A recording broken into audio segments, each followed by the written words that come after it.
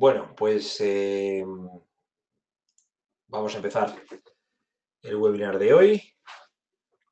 Pedro, si quieres poner tu cámara, ya puedes ponerla. Ahí está, perfecto. Vamos a empezar, como decía, el webinar de hoy. Ya sabéis, son webinars que organizamos conjuntamente Dev Academy, it-latido.net e Impacto Tecnológico.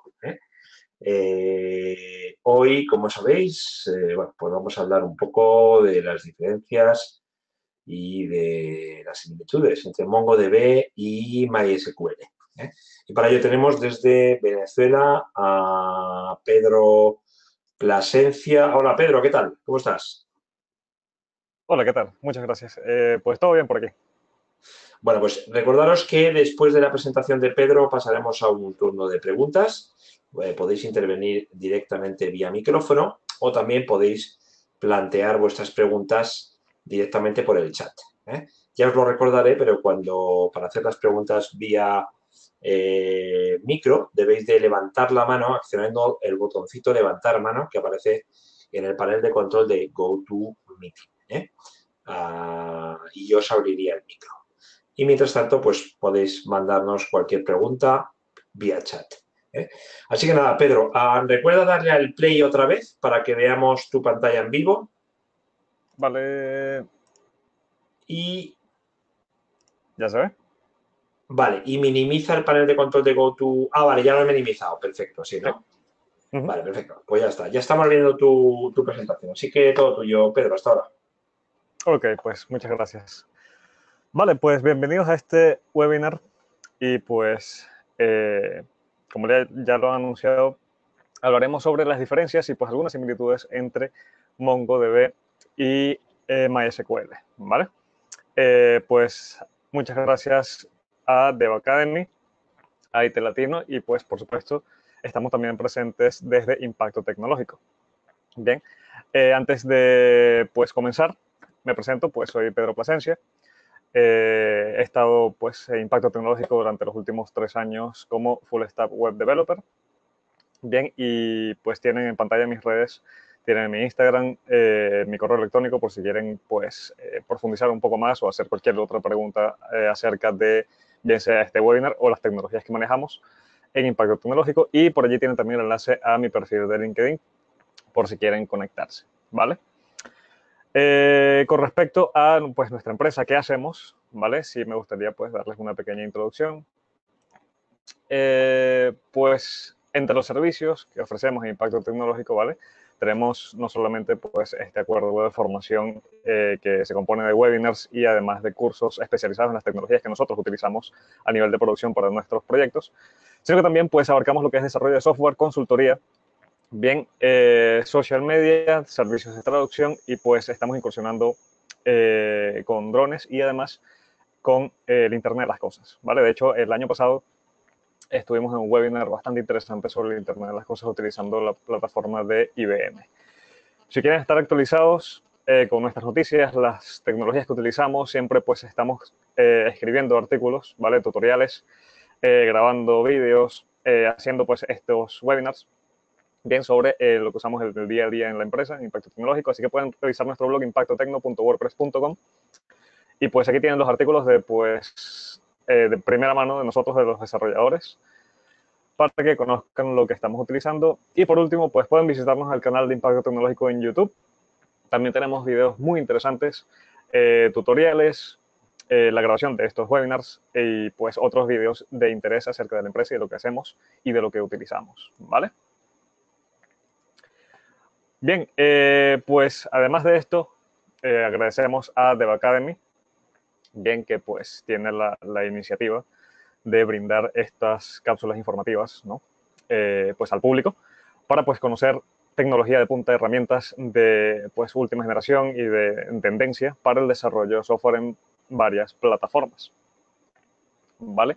Pues aquí tienen un poco de los patrocinantes y las empresas que confían en Dev Academy y pues también nosotros por semejante acuerdo, ¿vale?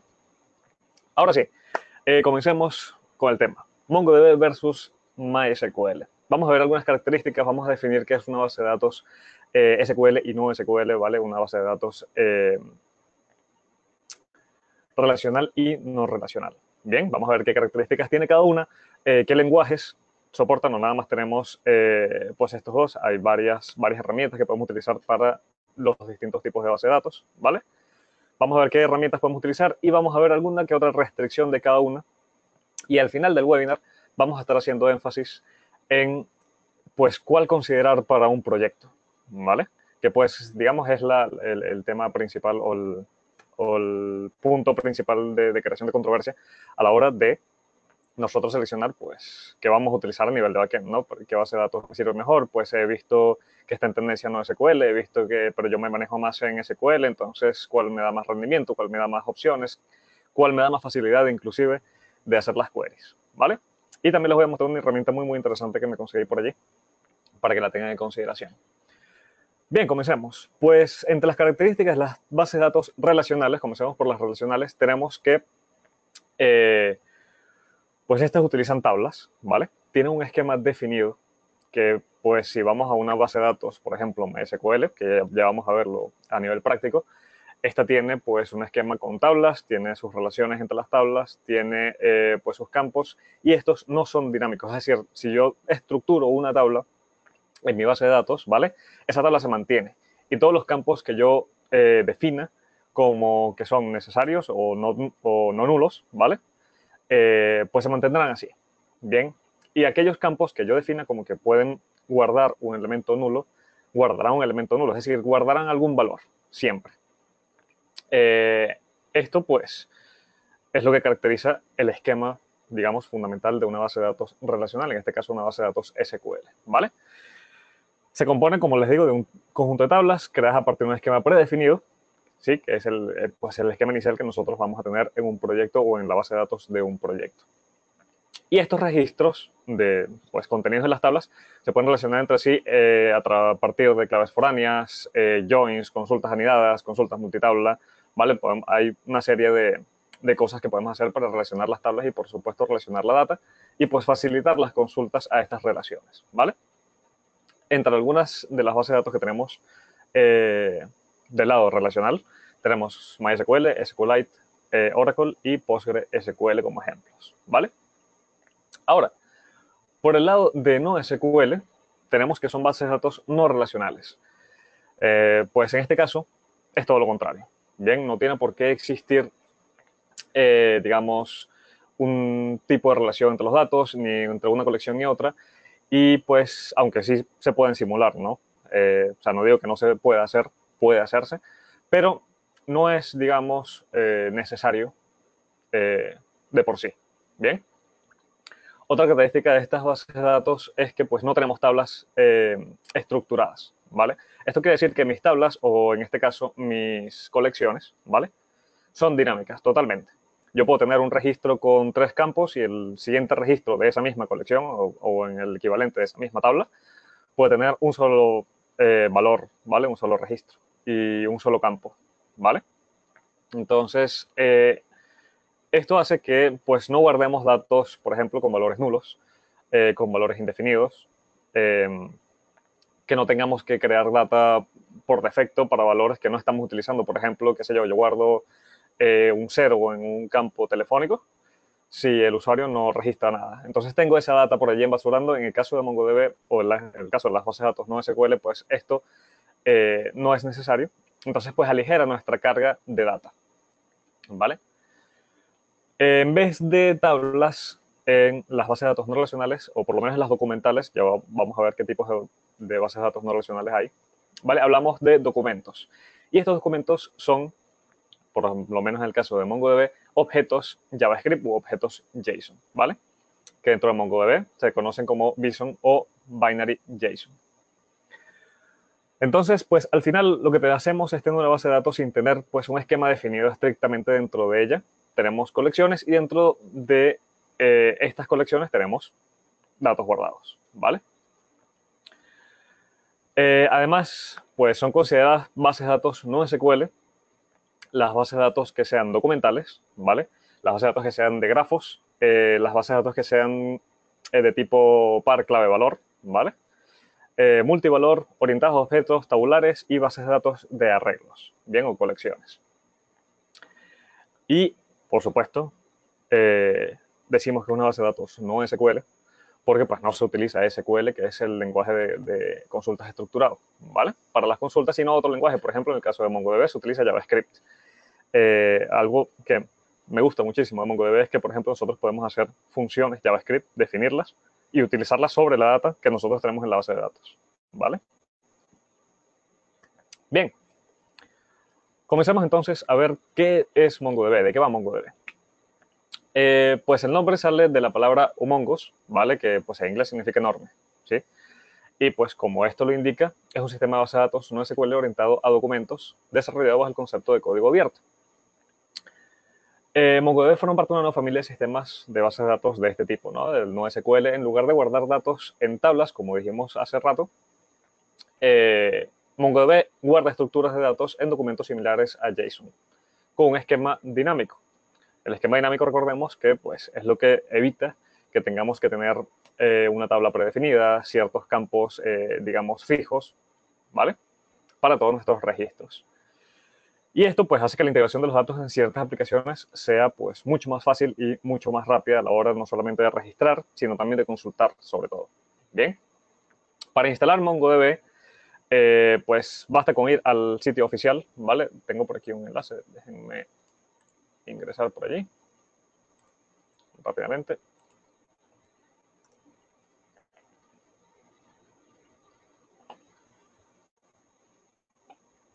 Bien, y pues basta con ir aquí al sitio oficial de MongoDB.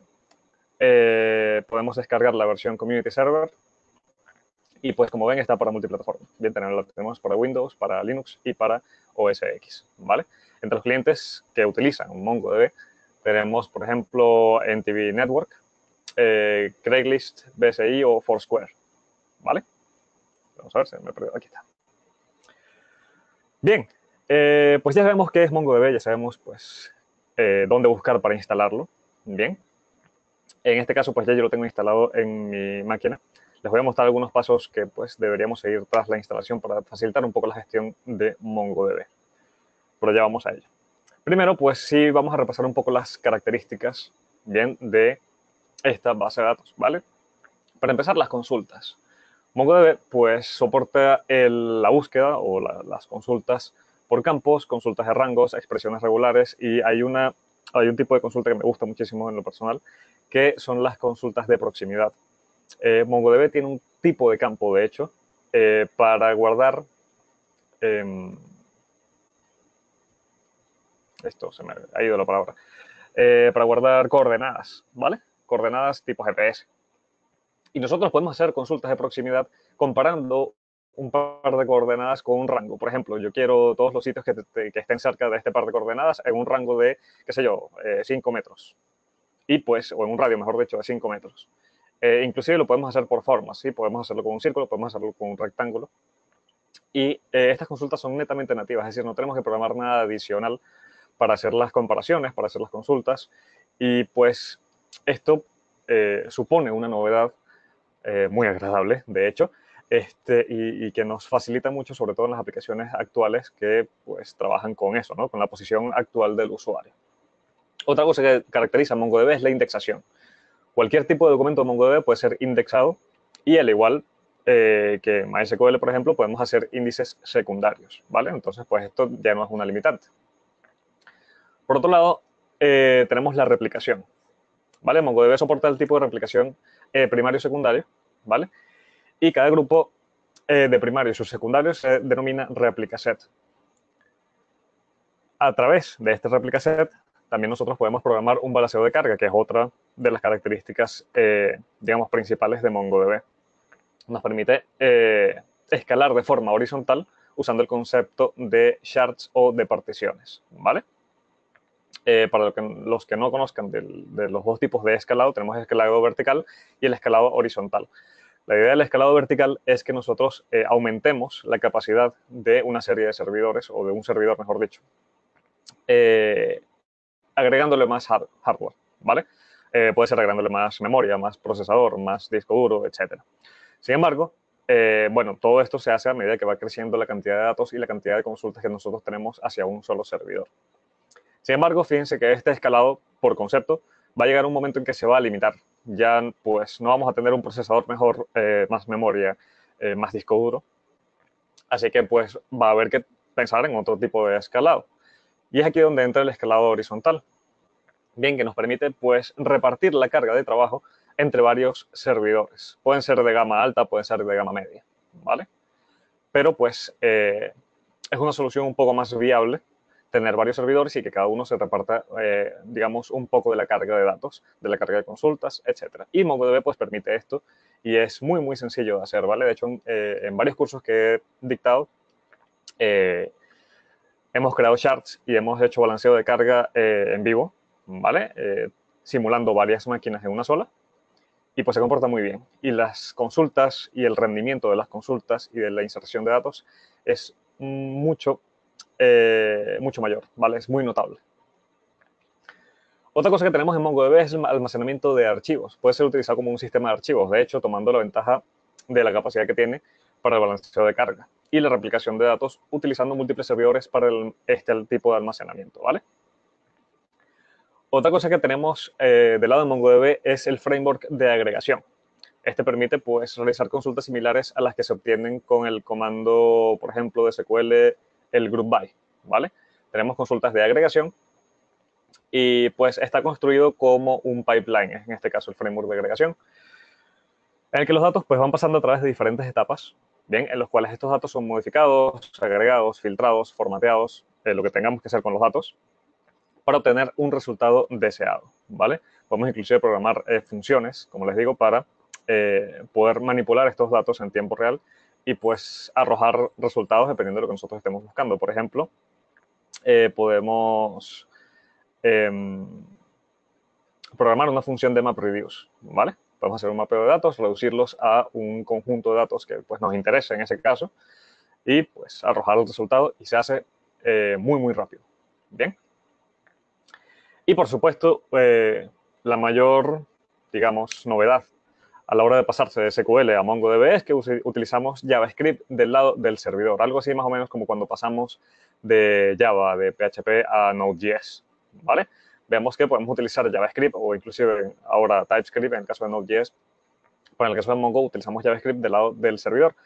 Podemos crear funciones, podemos almacenar funciones. Bien, en vez de procedimientos almacenados como los tenemos en SQL, aquí tenemos funciones almacenadas. Podemos crear funciones JavaScript que pues tomen una serie de datos o un dato solamente, lo transforme o qué sé yo, haga un filtrado con ese conjunto de datos y luego nos arroje algo, ¿vale? Podemos guardar las funciones y utilizarlas cada vez que nosotros lo necesitemos. Bien. Bien, pues ya hemos hablado maravillas de MongoDB. Ahora vamos con MySQL. ¿Parece? ¿Qué es MySQL? Pues es el sistema de gestión de base de datos relacional desarrollado bajo licencia dual, licencia pública general y licencia comercial por Oracle Corporation, ¿vale? Y está considerada como la base de datos de código abierto más popular del mundo.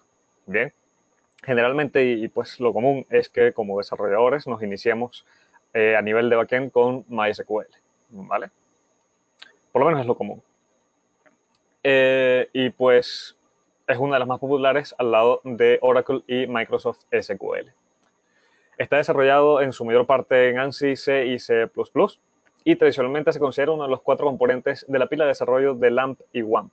¿Vale? Esa es otra pues, herramienta por defecto que aprendemos a utilizar, o bueno, suite de herramientas, mejor dicho, que aprendemos a utilizar cuando nos incorporamos al mundo del desarrollo, ¿no?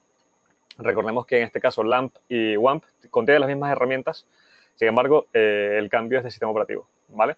Pues las herramientas de estas suites son Apache, MySQL y PHP, ¿vale? Pues entre los clientes de MySQL tenemos que lo usan, por ejemplo, Wikipedia, Google, aunque no necesariamente para las búsquedas, ¿vale? Facebook, Twitter, Flickr y YouTube. Bien. Y entre las características de MySQL tenemos que pues, permite escoger entre múltiples motores de almacenamiento para cada tabla. Bien. Pues está desarrollado, bien, estos motores son desarrollados entre otras empresas por la comunidad como Memcache, HTTPD, PBXT, Revision, ¿vale? Y pues contiene también agrupación de transacciones, reuniendo múltiples transacciones de varias conexiones para incrementar el número de transacciones por segundo. Algo que podemos relacionar o podemos hacer una comparación con el uso de shards con Mongo, ¿vale? Y pues por supuesto, MySQL es un tipo de base de datos relacional, por lo que tendremos para su definición y para su uso una estructura bien predefinida para nuestra base de datos, una serie de campos. La serie de campos pues va a definir qué campos son necesarios, qué campos son opcionales y, repito, en los campos opcionales pues se suele almacenar un valor nulo o un valor por defecto, etcétera, ¿vale? Pero la estructura siempre va a estar allí, ¿vale? Bien, ahora sí vamos a pues la parte práctica, ¿no? Vamos a ver las diferencias que hay entre pues crear colecciones y documentos en MongoDB y crear colecciones y documentos, o en este caso, pues bases de datos y tablas, ¿vale? O mejor dicho, tablas y registros en MySQL, ¿vale? Y luego vamos a pasar a realizar consultas en MongoDB y realizar consultas en MySQL. Y además de eso, pues tras la práctica, les voy a mostrar una herramienta que conseguí hace unos días que pues está muy interesante para aquellos que se quieran iniciar y, por ejemplo, vengan de MySQL y quieren iniciarse un poco en lo que es el uso, ¿vale? De MongoDB y pues no estén familiarizados con la sintaxis, qué sé yo, les cueste un poco o lo necesitan usar ya, ¿vale? Entonces, pues estén pendientes por allí. Bien, comencemos con, digamos, lo conocido, ¿no? MySQL. En mi caso, pues estoy utilizando OneServer y estoy utilizando pues PHPMyAdmin para gestionar la base de datos, ¿vale? Fíjense, aquí pues es todo un poco más visual. Lo voy a hacer de esta manera porque a nivel multiplataforma podemos utilizarlo así y podemos hacerlo así, ¿bien? Sin embargo, también voy a mostrarles la sintaxis y las diferencias que hay entre la sintaxis de las consultas, digamos, nativas, ¿no? Para no utilizar solamente el elemento gráfico. Por ahora voy a crear una base de datos que se llame, qué sé yo, ejemplo. Bien.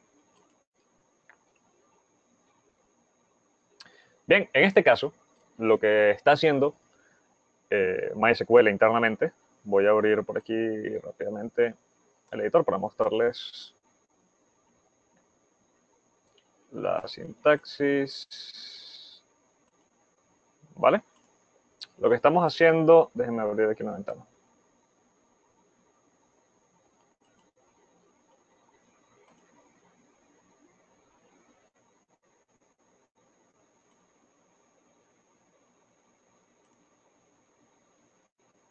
Ok. Vale, lo que estamos haciendo básicamente aquí es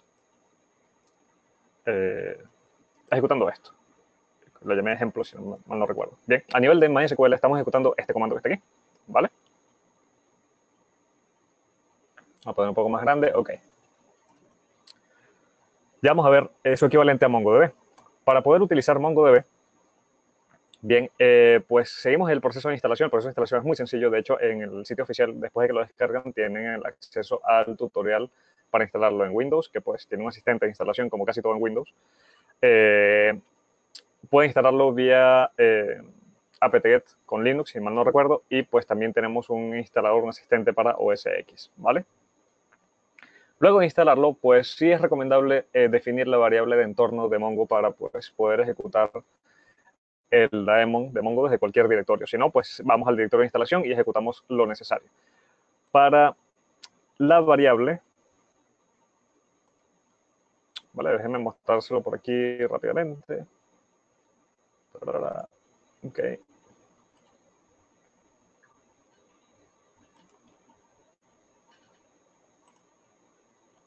Bien, para la variable de entorno, pues basta con venir aquí a las variables del sistema y agregar a la variable path, bien, el directorio de instalación de MongoDB. En este caso, pues se instala por defecto en MongoDB server la versión y la carpeta bin. ¿Vale? Allí pues está el ejecutable del daemon de Mongo y pues al agregarlo aquí ya podemos ejecutar el daemon desde cualquier directorio. ¿Vale? Esto es lo que quería mostrarles pues como paso tras la instalación para que pues les sea un poco más sencillo gestionar MongoDB. Ahora sí, pues podemos ir a nuestra consola, a nuestra terminal y arrancar el daemon de Mongo. Fíjense que en MongoDB hay pues dos comandos principales para su uso. Primero, MongoD. Bien, MongoD lo que hace es, si se ejecuta, comenzar a levantar el servicio de Mongo. Bien, y de hecho, fíjense que el último mensaje que me da aquí en la consola es que está esperando conexiones en el puerto 27017. Ese es el puerto por defecto de Mongo. Podemos cambiarlo con un flag port al momento de iniciar MongoD, ¿vale? Pero por ahora pues lo mantendré porque no tengo nada corriendo en ese puerto. Y a través de otra consola, de otra ventana, fíjense que las tengo las dos abiertas. Bien, tengo una corriendo del daemon y, en esta voy a correr el cliente. Bien, el cliente se corre con Mongo. ¿Vale? Y aquí yo estoy conectado a, pues, el daemon. Bien, el servicio como tal. Y aquí yo puedo comenzar a, pues, ejecutar consultas, a crear colecciones, a crear documentos, etcétera. ¿Vale? Por ejemplo, si yo quiero ver todas las bases de datos que están en mi instancia de Mongo, ejecuto show databases. ¿Vale? Vamos a maximizar un poco esto.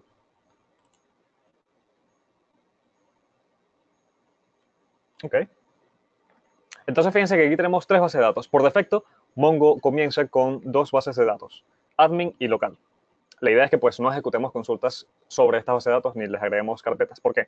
La base de datos local tiene o contiene todo lo que es el control de particiones, de shards de Mongo. ¿Vale? Nosotros podemos crear shards y toda la información, la metadata de esas shards y de nuestra instancia de Mongo actual se va a guardar en esa base de datos. Por otra parte, la base de datos admin lo que guarda son pues roles de administración y toda la configuración de administrador de MongoDB. ¿Vale? Entonces, pues esas bases de datos siempre van a estar ahí. Lo ideal es, como les digo, pues no modificarlas, no tocarlas, no hacer consultas sobre ellas. Por otro lado, podemos crear bases de datos con el comando, perdón, ahora me fui a MySQL, ¿vale? Fíjense, en MySQL, para ponerlo en relación, ¿no? Creamos una base de datos a través del comando create database y el nombre de la base de datos. Con Mongo, pues se simplifica un poco más. Simplemente le digo a Mongo que quiero usar una base de datos que se llame, qué sé yo, ejemplo también, ¿vale? Y MongoDB automáticamente crea la base de datos y hace un switch, es decir, me sitúa sobre ella, ¿vale? De a partir de ahora, cualquier consulta que yo haga va a estar hecha sobre la base de datos ejemplo que acabo de crear, ¿vale? Bien, vamos ahora con las tablas. Ya sabemos cómo crear ya sabemos cómo crear una base de datos en ambos tipos de base de datos, en MySQL y en MongoDB, ¿vale? Vamos a crear ahora una tabla y una colección. Para una tabla en MySQL, pues yo puedo agarrar aquí y crear, qué sé yo, tabla 1, bien, y que tenga 4 columnas o 4 campos. Bien. En este caso creo un campo ID, que será primario y autoincrementable, que pues es lo corriente, ¿no? Lo normal, lo que uno crea cuando va a insertar una nueva tabla, una base de datos MySQL.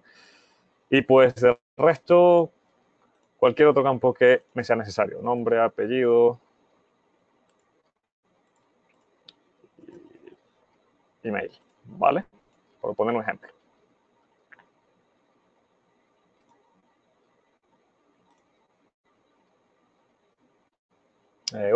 Ok. Se me ha olvidado por aquí el largo de cada campo. Ahora sí. ¿Vale? Y aquí pues ha creado mi tabla ejemplo con todos mis campos. ¿Vale? Aquí tenemos, no tengo registros todavía, solamente tengo la estructura de la tabla. Para hacer esto, a nivel de MySQL, ya a nivel de código, de comandos me refiero, tendríamos algo como esto. Create table, tabla 1, la he llamado, ¿vale? Y dentro de ella, pues del comando, ponemos todos los campos. Por ejemplo, ID será un entero, autoincrementable y además será la llave primaria, ¿vale? En el caso de nombre será un varchar, creo que le puse 200. No nulo. Apellido también, e email también. Ups.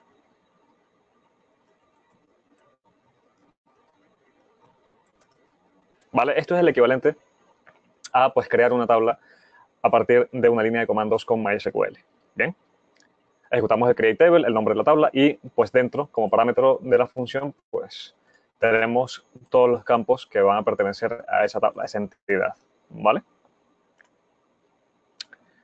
Como les dije, pues del lado de Mongo no necesitamos una estructura. Bien, yo puedo comenzar a insertar en una colección documentos o datos, en este caso, y pues mi primer documento puede tener un ID, un nombre, un apellido, y mi segundo documento solamente un nombre y un email, ¿vale? Y no va a haber conflicto porque están almacenados o porque estén almacenados en la misma colección, ¿vale? Vamos a ver un ejemplo.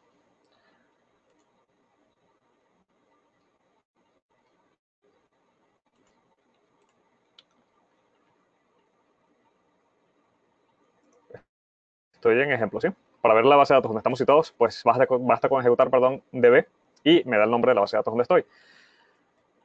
Y para, pues, yo insertar un documento o una serie de datos en MongoDB, puedo ejecutar db.insert, db. El nombre de mi tabla, ¿vale? O el nombre de mi colección en este caso.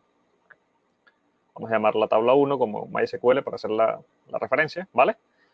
Y hago un insert. Fíjense que no la he creado. Se va a crear automáticamente así como creamos la base de datos ejemplo. Bien, al momento de ya hacer un insert en tabla 1 aquí, se va a crear tabla 1 y se va a insertar el primer documento. Fíjense que los documentos en este caso son objetos JavaScript. Fíjense que estoy utilizando las dos llaves y pues será en formato JSON. Entonces, por ejemplo, yo aquí quiero un nombre Pedro, apellido Plasencia, ¿vale? Y un email pedro arroba impactotecnológico.net, ¿vale? Yo ejecuto eso y MongoDB me da un resultado. Bien, en este caso me dice que ha insertado un registro o un documento. Si yo ahora ejecuto show collections, bien, me muestra las colecciones de la base de datos donde estoy, es decir, las tablas, ¿vale? Si lo vemos en relación con MySQL, serían las tablas. En este caso me muestra que tengo ya creado tabla 1, ¿vale? Y si yo quiero buscar todos los registros de tabla 1, puedo ejecutar db.tabla1.find, ¿vale? Y fíjense que tengo ya mi primer documento creado. Ahora bien, datos curiosos aquí en la sintaxis de Mongo para que vayan familiarizándose con ella, ¿vale? Primero que nada,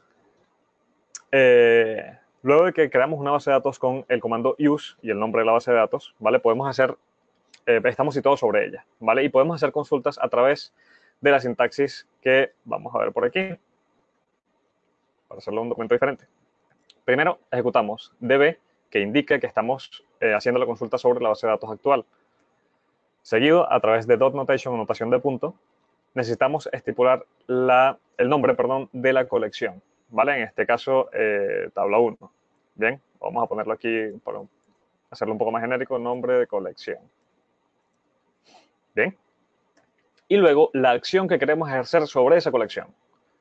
En vez de get, en Mongo tenemos find, ¿vale?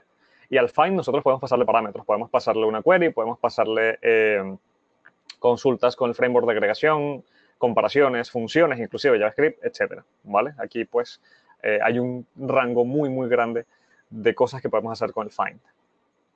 Si lo que queremos es insertar, como lo he hecho hace un minuto, hacemos un insert. Si queremos actualizar, un update.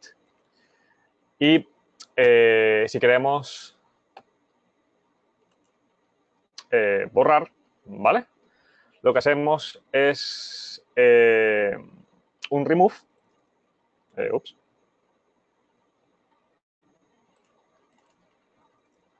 Y como parámetro, pues le pasamos también una query, ¿vale? Un método de búsqueda o un parámetro de búsqueda. Ahora bien, Otra cosa curiosa que podemos notar tras haber ejecutado el insert, en este caso, es esto que vemos aquí. Fíjense que aquí yo estoy viendo el documento que yo inserté, ¿vale? Que tiene nada más nombre, apellido e email, pero también tengo un _id. Esto es una clave primaria que Mongo asigna de forma automática, ¿vale? En este caso, fíjense que yo no he definido nada de clave primaria, no he definido ningún campo o ningún atributo ID de mi documento, nada por el estilo. MongoDB se encarga de hacerlo para hacer la indexación automática, bien, la indexación por defecto.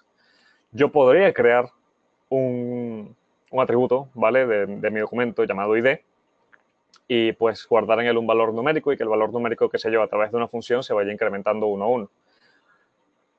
O podría hacerlo de esta forma, podría utilizar este mismo ID, que en este caso es un tipo Object ID, ¿vale? De Mongo. Para utilizarlo, pues tengo algunos parámetros en mi find, en mi consulta find, ¿vale? Donde yo puedo encontrar un documento por cualquier otro campo, por ejemplo, un campo que yo maneje como email, y pues ver el Object ID y luego hacer algo con ese Object ID o hacer un update a través de ese Object ID, etcétera, etcétera, ¿vale? Es decir, tenemos un campo un poco más abierto en cuanto a lo que podemos hacer y a través de qué parámetros podemos hacerlo, ¿vale? Veamos ahora la relación con MySQL. Vamos a hacerlo por aquí. Bien, si yo quiero insertar datos en mi tabla, fíjense la sintaxis. En este caso tenemos insert into, el nombre de la tabla, los campos donde queremos insertar valores, ¿vale? Y pues luego los valores. En este caso mi ID.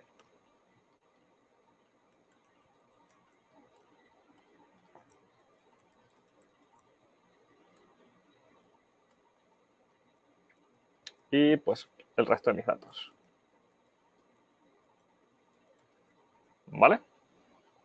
Si ejecuto esto,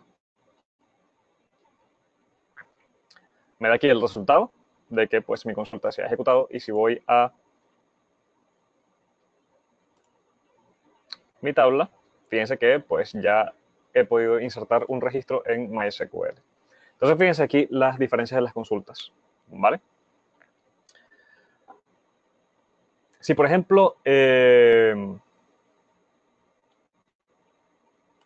yo quiero actualizar un registro, bien, por MySQL lo haría a través del ID único o de la propiedad primaria de mi registro, es decir, a través del ID, ¿vale? Por ejemplo, si voy aquí a SQL, quiero hacer un update, bien, tenemos la condición where, ¿vale? Y tenemos también el uso del set junto con el update. En este caso lo que estamos haciendo aquí es hacer un update de la tabla 1 y vamos a hacer un set de lo que sea que nosotros queramos cambiar. En este caso, por ejemplo, quiero cambiar nada más el nombre.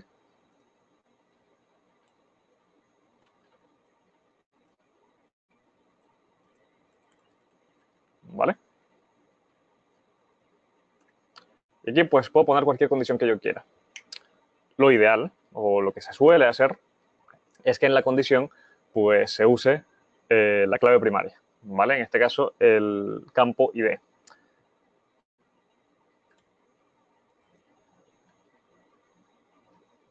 Creo que me lo acepta sin comillas, vamos a ver, sí, ¿vale? Si yo voy a browse aquí, fíjense que ha cambiado el nombre de mi registro. En MongoDB es algo distinto, pero a la vez se usan los parámetros similares, ¿vale? Por ejemplo, en MongoDB tenemos que utilizar también la palabra reservada set, pero fíjense de qué forma. Vale, si yo aquí hago un db.tabla1.update, ¿vale? Si hago un update de esta forma, donde el nombre sea Pedro, ¿vale? Y aquí pues paso. Fíjense que el update recibe dos parámetros. Uno, la query de búsqueda de qué registro, qué documento es el que quiero cambiar, ¿vale? Y segundo, pues la data que voy a insertar allí. Si yo hago esto,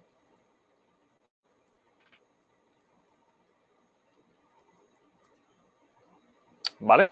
Fíjense que me dice que hay una coincidencia de registro, ¿vale? Y pues que se ha modificado ese registro. Pero fíjense lo que ha pasado. Si yo hago un find, aunque solamente le pasé el parámetro o el campo o el atributo apellido, ¿vale? Me ha cambiado todo el documento. Ya no existe nombre, ya no existe email, solamente existe apellido y con la actualización que yo le he pasado, ¿vale?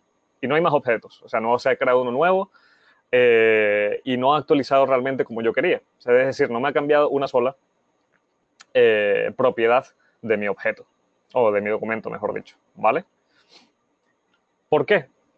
Porque no le he pasado el parámetro set. Y eso es donde, pues es a donde quería llegar, ¿no?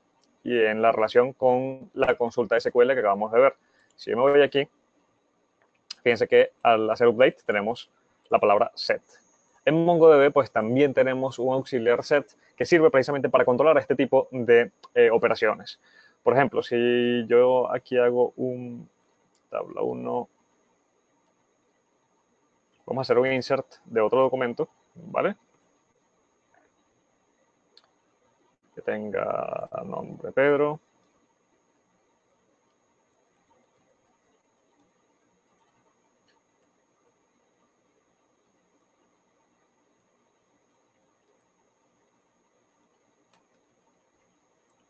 Bien. Ahí lo tengo. Si hago un find, pues ya tengo dos registros. Tengo aquel que modifiqué con apellido nada más y luego el que acabo de insertar que tiene sí otra vez nombre, apellido e email. Si yo quiero modificar este último, ¿vale? Voy a hacer un update. Pero fíjense, en el segundo parámetro yo sigo buscando por nombre. Bien, en este caso no estoy utilizando el Object ID ni nada por el estilo, sino que sigo buscando mi documento por nombre, ¿vale? Y aquí pues yo puedo hacer un set, o utilizar, mejor dicho, el auxiliar set de esta forma, ¿vale? Pueden tomar la sintaxis como una variable en PHP, ¿vale? A través del símbolo de dólar. Bien.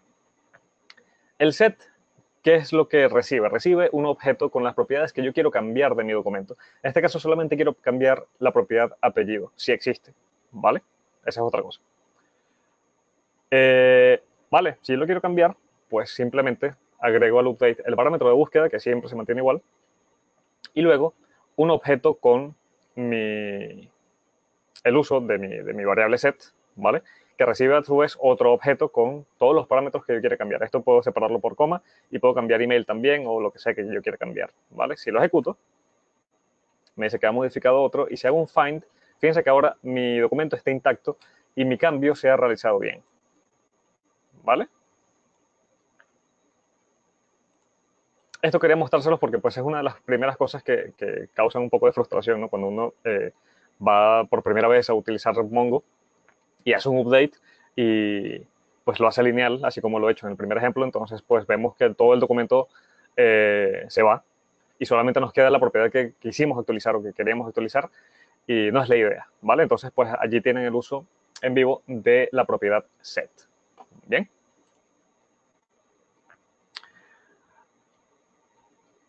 Vale, vamos ahora, creo que nos queda solamente el delete, en este caso, en MySQL.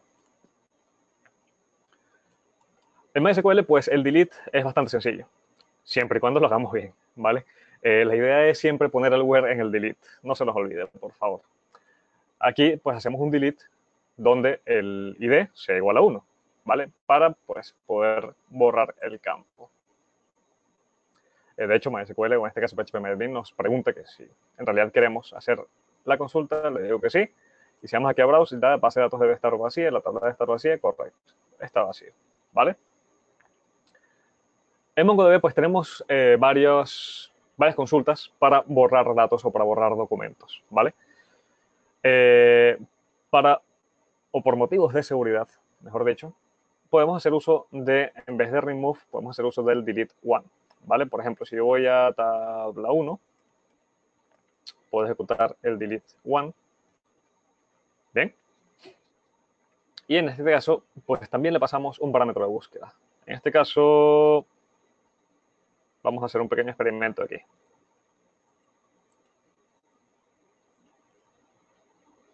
Bien.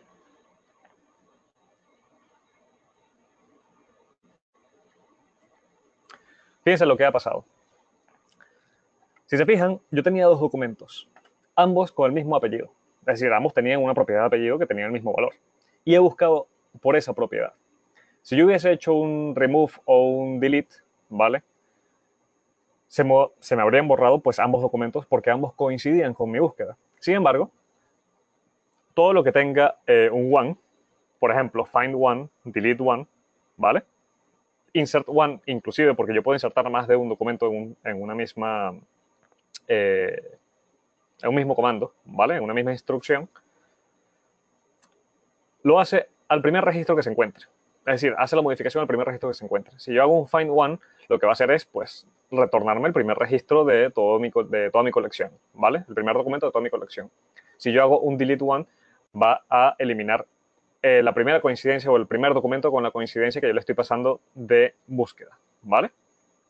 Entonces, pues, como les digo, por motivos de seguridad, si queremos eliminar solamente un registro, y pues que sabemos que en orden cronológico ese registro está primero que otros y tienen la misma coincidencia, pues allí lo tienen. Podemos utilizar el delete one, ¿vale?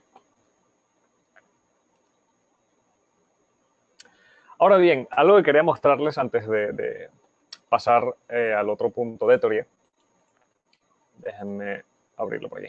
¿Vale? Es un sitio que me encontré, pues está bastante interesante y pues sí quería compartírselos, sobre todo por si vienen del mundo de MySQL o de las bases de datos relacionales o inclusive de otros motores de base de datos no SQL y quieren incursionar en MongoDB, pero como les digo, no están familiarizados con la sintaxis, quieren hacer búsquedas complicadas inclusive, ¿vale? Porque, ok, lo que he mostrado es, digamos, lo básico, pero podemos ir anidando filtros, parámetros con el framework de agregación, etcétera, para hacer búsquedas mucho más complejas, como las que hacemos en MySQL, por ejemplo, como búsquedas multitabla con operadores como lo ven en pantalla, por ejemplo, zoom, de operadores de promedio, mínimos, máximos, contadores, etcétera, ¿vale? Entonces, ¿qué sucede si yo quiero hacer una consulta de esta magnitud, pero no conozco la sintaxis de Mongo? Tenemos aquí este sitio que me pareció muy interesante, se llama querymongo.com. Lo que hace el sitio es traducir las consultas de MySQL a Mongo, ¿vale? A la sintaxis de Mongo. Una nota solamente traduce consultas de búsqueda, ¿vale? Solamente traduce selects. No traduce ni inserts, ni updates, ni deletes, ¿vale? Pero fíjense, esta consulta pues está bastante completa, tiene varias cosas. Si yo la traduzco a Mongo, el sitio web pues me da mi resultado, ¿vale? Entonces, pues una utilidad bastante interesante y pues quería que lo tuvieran allí a la mano. Bien.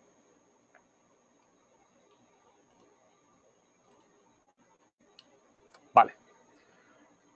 Dicho esto, pues podemos continuar por aquí. Y vamos a precisamente, pues, lo que es la pregunta, ¿no? La gran pregunta a la hora de nosotros comenzar un proyecto. Bien. ¿Cuál herramienta elegir a nivel de base de datos, a nivel de almacenamiento de mi proyecto? ¿Vale? Para poder saber qué herramienta elegir, necesitamos considerar varias cosas. Primero, el escalado. Segundo, el tipo de proyecto. Tercero, la cantidad de data esperada que nosotros queremos manejar dentro de nuestro sistema, de nuestra aplicación, de nuestra web, lo que sea que estemos desarrollando, ¿vale? Y por último, la estructura de datos que vamos a tener. El escalado, pues, ya lo había mencionado antes. Bien, tenemos el escalado vertical y el escalado horizontal. Ya conocemos el concepto, vamos a ver algunas ventajas y desventajas de ambos. Bien, por ejemplo, del escalado vertical tenemos como ventaja que pues no implica un gran problema, perdón, para aplicaciones, pues todo el cambio es en realidad en el hardware. No hay que hacer nada a nivel de código, no hay que hacer nada a nivel de motor de base de datos, ni ningún cambio a nivel de, digamos, la estructura o la gestión de nuestro backend, ¿vale? Es mucho más fácil de implementar, por supuesto, que el escalamiento horizontal, porque pues simplemente le metemos más memoria, le metemos más disco duro, le metemos otro procesador a la máquina y listo, ¿vale? Todo sigue funcionando exactamente como estaba. Y pues puede ser una solución rápida y relativamente económica, dependiendo de pues, lo que necesitemos realmente. Pues si necesitamos un monstruo de máquina, pues no va a ser económico. En el caso de las desventajas del escalado vertical, tenemos que pues, el crecimiento está limitado por el hardware, como les había comentado. Una falla del servidor, bien, como tenemos un único servidor, una única máquina que gestiona todo nuestro backend, toda nuestra base de datos, toda nuestra colección de datos, pues una falla implica que la aplicación pues, se detenga. ¿vale? No hay réplicas, no hay espejos, no hay servidores de backup. No soporta la alta disponibilidad, ¿vale? Y pues hacer un upgrade del hardware al máximo puede llegar a ser muy caro y pues que las partes más nuevas suelen ser caras con respecto al rendimiento de un modelo anterior, ¿vale?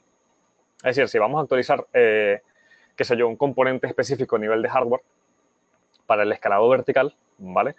El componente primero puede ser muy caro y segundo puede ser incompatible con todo el resto de la máquina. Entonces, pues va a llegar un momento en que o vamos a tener que cambiar toda la máquina por una de última generación o, pues como les digo, va a llegar un tope a nivel de hardware donde ya no va a haber un procesador mayor, ya no va a haber más cantidad de memoria soportable, ya no va a haber otro procesador mejor, sino que pues simplemente nos vamos a encontrar con un tope y hasta ahí llegamos, ¿vale? En el caso del horizontal, pues entre las ventajas tenemos que el crecimiento es prácticamente infinito. Bien, podríamos agregar cuantos servidores sean necesarios y seguir agregando servidores a un clúster, ¿vale? Y listo. Es posible combinarse con el escalado vertical, es decir, nosotros podemos no solamente conectar varios servidores, sino que también podemos repotenciarlos. Y así cada servidor pues tiene más capacidad y a su vez nuestro clúster tiene más capacidad, ¿vale? Soporta la alta disponibilidad. Si un nodo falla, los demás siguen trabajando, ¿vale? Eso pues también va a depender de la configuración de nuestro clúster, pero lo ideal es, y pues la idea o la meta del escalado horizontal es eso, tener disponible siempre alguien que responda, ¿vale? Entonces, si un clúster principal falla, pues entre los demás hacen una votación, por lo menos en Mongo es así, entre los demás hacen una votación para ver quién será el segundo principal, se establece y pues todas las consultas ahora van ahí, ¿vale? Y esto es invisible al usuario, es decir, nadie lo presencia o nadie se da cuenta de ello, ¿vale? Y otra cosa es que en el escalado horizontal se soporta el balanceo de cargas, ¿vale? Esto también es fundamental. Si nosotros tenemos muchísimas peticiones a nuestra aplicación, a nuestro sitio web, a nuestro software, ¿vale? Pues va a ser necesario en algún punto balancear la carga para que, pues, qué sé yo, unos nodos se encarguen de insertar, de hacer deletes y updates y otros nodos se encarguen simplemente de las queries de consulta, ¿vale? Esto es muy, muy útil. Como desventajas del escalado horizontal tenemos que, pues, primero requiere mucho mantenimiento, sobre todo si tenemos varias máquinas, ¿vale? Todas tienen que estar al día, todas tienen que estar a punto, todas tienen que funcionar y todas tienen que estar conectadas y verse entre sí, ¿vale? Es difícil de configurar, ¿vale? Sobre todo mientras más crezca, pues más complejo se hace el nodo. Requiere grandes cambios en las aplicaciones si no fueron diseñadas para trabajar con un clúster. Es decir, si nosotros tenemos una aplicación inicialmente con escalado vertical y queremos pasar al escalado horizontal, pues tenemos a nivel de backend que hacer varias cosas para poder adaptar nuestra aplicación, las consultas, las esperas, el rendimiento, todo lo demás, a un clúster y hacer ese tipo de escalado. Y por supuesto, requiere una infraestructura más grande, requiere pues de todo, ¿no? Una habitación, X cantidad de máquinas, buena refrigeración, buena conexión, electricidad, etcétera, ¿vale? Y además del equipo, pues también de mantenimiento de mi clúster. Bien. El tipo de proyecto. El tipo de proyecto va a influenciar directamente en la estructura de la base de datos, ¿vale? Si mi proyecto es relativamente pequeño, o por lo menos estático, ¿vale? Puede ser un proyecto de gama media que llegue a, qué sé yo, X cantidad de miles de usuarios, ¿vale? Pero yo tengo poca necesidad de tener demasiadas tablas en base de datos, qué sé yo, tengo simplemente una tabla de usuarios, una tabla de transacciones, una tabla de, qué sé yo, registros, como si fuera un blog, ¿vale? Pongamos como ejemplo un blog. Pues no va a ser necesario que yo tenga una base de datos Mongo. Recordemos que Mongo, por definición, pues se utiliza para gestionar grandes cantidades de data y además donde la estructura de la base de datos sea dinámica, ¿vale? Permita ser dinámica. Si yo quiero algo más estructurado, si yo quiero que, por ejemplo, todos mis usuarios registren todos esos campos, no quiero hacerlo opcional. Quiero tener valores nulos donde pues simplemente no haya valores, no me importa tener esa data por allí, porque luego puedo actualizarla, etcétera, etcétera. Pues lo mejor sería optar en este caso por MySQL. Ahora, si yo quiero una base de datos dinámica, de crecimiento dinámico, ¿vale? Si no estoy seguro de qué campos realmente necesito o tengo pues la certeza de que más adelante voy a necesitar más campos, ¿vale? Y pues no quiero modificar toda la estructura de la base de datos, modificar las validaciones a nivel de backend, modificar todas mis vistas a nivel de frontend, ¿vale? Si no quiero hacer todo este trabajo, pues puedo optar por una base de datos MongoDB, bien, que ya pues todo es dinámico. Y yo simplemente voy utilizando mis vistas, voy utilizando mi backend y ya la base de datos pues se maneja por sí sola, ¿vale? Y no importa si todos los otros registros no tengan los mismos campos o los mismos atributos que los nuevos, porque pues como les digo, todo es mucho más dinámico. Aquí entra otro pues punto fundamental que es la cantidad de data esperada, ¿vale? Si yo veo que mi aplicación está escalando muy rápido, si veo que está avanzando, si veo que está creciendo demasiado, si veo que tiene muchos usuarios, pues en algún momento, ¿vale? Yo voy a querer hacer análisis de estos datos. Bien sea para publicidad, bien sea para mejora de mis aplicaciones, bien sea para pues mejoras a nivel de experiencia del usuario, ¿vale? Y para hacer este tipo de análisis necesito de un motor de base de datos que me permita hacer consultas a mucha data, consultas muy grandes, pues grandes a nivel de que cubren, ¿vale? Muchas variables, mucha data, qué sé yo, quiero hacer un map reduce, quiero tomar de toda esta cantidad de data, quiero tomar una muestra solamente y esa muestra que sea el retorno de pues mi consulta, ¿vale? Para estos casos, donde hay grandes cantidades de datos, sí se recomienda utilizar MongoDB, ¿vale? O pues otra base de datos, otro motor de base de datos, perdón, no SQL, ¿vale? Por precisamente la facilidad al nivel de realizar búsquedas, de consultas, e inclusive los proyectos de Big Data tienen este tipo de bases de datos por todo ese dinamismo y esa flexibilidad, ¿vale? Y pues la estructura de datos viene de la mano con todo lo que he mencionado hasta ahora, ¿vale? Si queremos una estructura de datos fija, repito, pues optamos por MySQL. Si queremos una estructura de datos dinámica, pues optamos por MongoDB, ¿vale? En este caso, pues porque son los dos tocados en el webinar. Pero pues si quiero utilizar otra cosa, otra herramienta de base de datos SQL, pues la puedo usar. Si quiero utilizar otra de base de datos no SQL, pues también, ¿vale?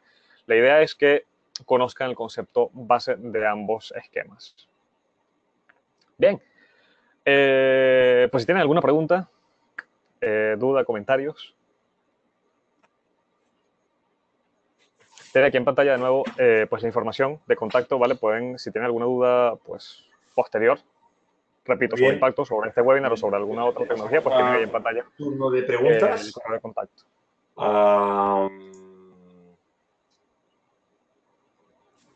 Aquí está. Pasamos al turno de preguntas. Podéis hacerlas por micrófono. Para ello lo que tenéis que hacer es levantar la mano, accionando el botoncito levantar mano que aparece en el control, en el panel de control de GoToWebinar, y yo os abro el micro. Aquí tengo una mano levantada de Manuel. Recordaros, si queréis plantear preguntas, lo que tenéis que hacer es levantar la mano y yo os abro el micro. No se os ve la webcam, o sea que tranquilos. Pero hombre, aprovechar que tenemos aquí a Pedro para hacer las preguntas directamente. A ver, Manuel, te voy a abrir el micrófono. Mantienes la mano abierta, Manuel. Te voy a abrir el micrófono, ¿vale? Te voy a abrir el micrófono, a ver. A ver. Me parece que tienes que desmutarte tú, Manuel, ahora.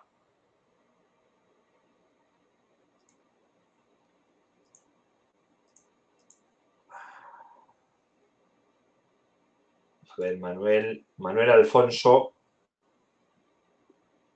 A ver. No me funciona, pero ¿no te funciona el micro o...? Bueno, estoy mute por el organizador. A ver, te voy a desmutar. Vamos a ver. Listo. Ahora, Listo, perfecto. ya está. Ahora, ¿Qué Vale. has hecho, Manuel? Perdona, ¿qué has hecho? ¿Te has desmutado tú? Sí, ya Vale. lo tengo activado. Vale. Adelante. Vale, tengo una duda. Vaya, básicamente con MySQL tengo algo de experiencia haciendo transacciones cuando quieres ejecutar una serie de procedimientos, pero si alguno de estos no se llega a concluir de forma exitosa, recurrimos a un rollback y echamos para atrás todos los movimientos previos a cierta sentencia o cierto movimiento. ¿Cómo puedo garantizar esta integridad de datos con una base de datos no relacional, que en este caso es MongoDB, ¿cómo podemos hacer algo similar? ¿Qué alternativa tenemos para no afectar la información modificada? Vaya, no sé si mi pregunta está clara. Sí, sí, te entiendo.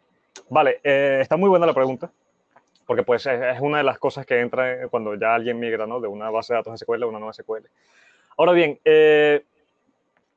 como dices, pues en el caso de MySQL, pues tienes tus procedimientos almacenados, tienes tus validaciones por allí guardadas, y fíjate que todas esas validaciones y esos procedimientos almacenados son, pues en concepto, funciones, ¿vale? Que pues, hacen, qué sé yo, rollbacks o lo que sea que necesites hacer para, pues, asegurar la integridad de los datos. En la parte de MongoDB también lo puedes hacer. MongoDB tiene, pues, sus propios métodos de integridad, ¿vale? Sus propios métodos de rollback, y además tú puedes escribir funciones.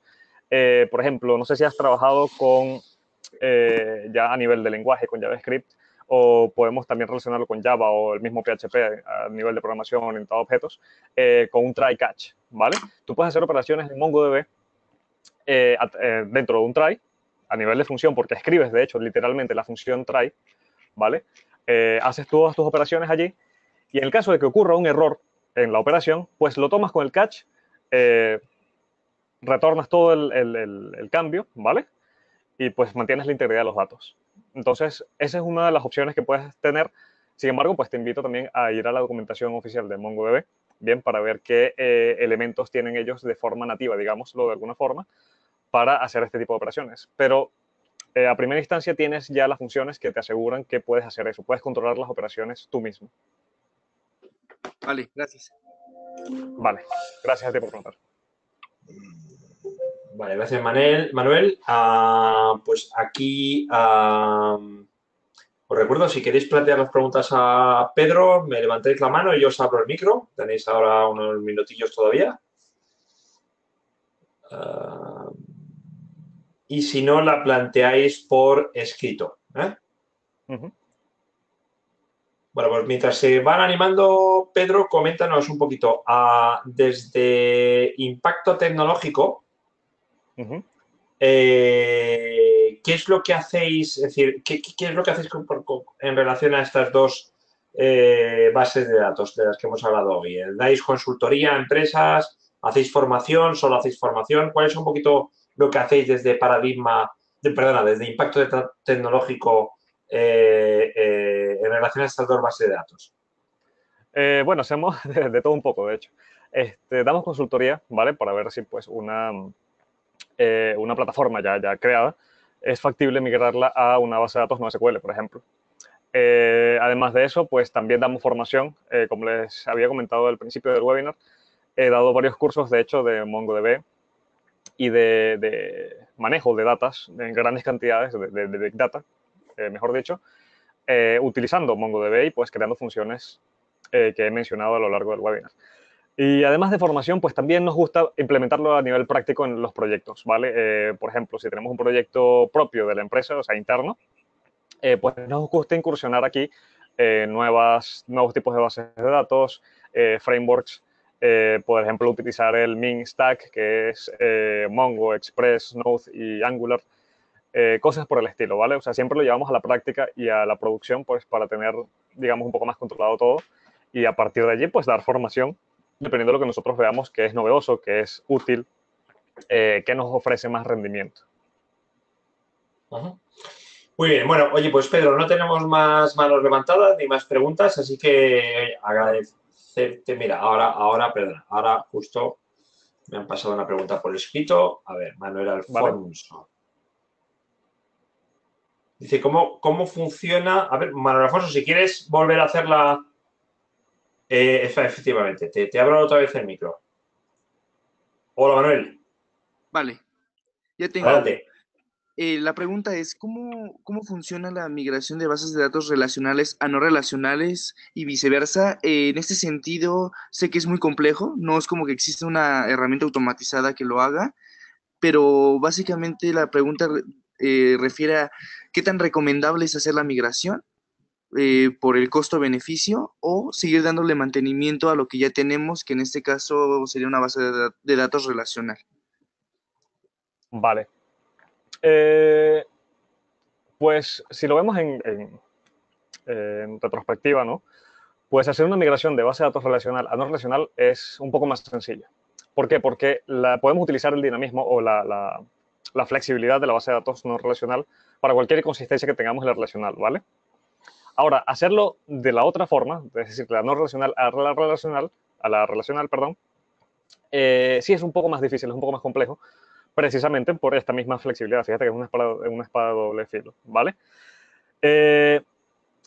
Tanto MySQL como MongoDB tienen sus sistemas de exportación, ¿vale? Puedes exportarlo en diferentes formatos, puedes exportar toda tu data en diferentes formatos. Puede ser CSV, en el caso de SQL, pues SQL, en el caso de MongoDB, pues tiene también su extensión, ¿vale? ¿Qué recomiendo? Pues como te digo, o sea, si estás pensando en migrar de SQL a no SQL, pues es algo interesante, ¿vale? Puedes hacerlo, no es tan complicado como de la otra forma, ¿bien? Lo que sí es asegurar de que pues, tu estructura se mantenga y de que puedas gestionar, es decir, si tienes varias consultas, bien que necesites a través de claves primarias, consultas de agregación, etcétera, ¿vale? Que te asegures de mantener cierta estructura mínima en Mongo, ¿vale? De pues, definir tus índices para las búsquedas, de definir bien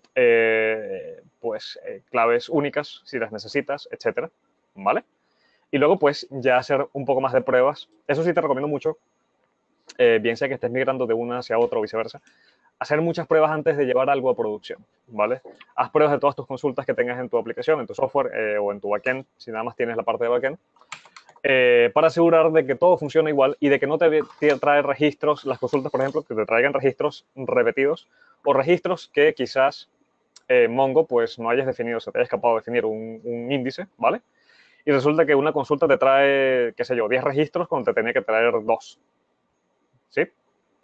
No sé si me explico, si era eso en relación a lo que preguntabas, si te queda alguna otra duda.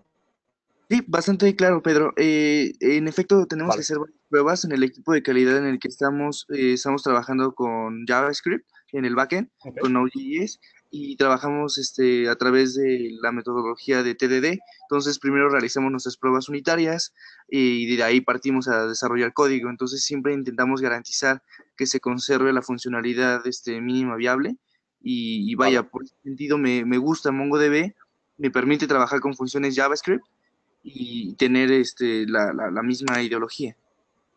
Vale, no, perfecto. De hecho, maravilloso. Si estás trabajando con Node.js, pues Node.js se lleva muy bien con Mongo. De hecho, puedes utilizar el min spec y pues te va a ir bastante bien. Y si si están trabajando con TDD, pues mucho mejor, porque entonces ya tienen todas sus pruebas, tienen sus pruebas unitarias, tienen sus consultas, tienen todo para verificar, perdón, que la migración se haga de forma exitosa y de forma pues controlada, que es lo importante, ¿vale? Así que pues por mí, pues adelante, haz la migración y pues cualquier cosa, pues me comentas allá el correo que ves en pantalla. Vale, Manuel ha cerrado el micro. Muy bien, pues Vale. ahora sí que terminamos, Pedro. Oye, muchísimas gracias por tu explicación y bueno, seguro que te vemos en breve por aquí, me parece. Así que, bueno, estaros atentos a próximos webinars de Pedro en tecnowebinars.com y Dev Academy. Muchas gracias, Pedro. Vale, gracias a ustedes y gracias por asistir y nos vemos en una próxima edición. Ok, y a todos los asistentes igualmente. Muchísimas gracias y os esperamos por aquí en próximas convocatorias. Ya sabéis, estar atentos a tecnowebinars.com. Un saludo, hasta la próxima. Adiós. Hasta luego.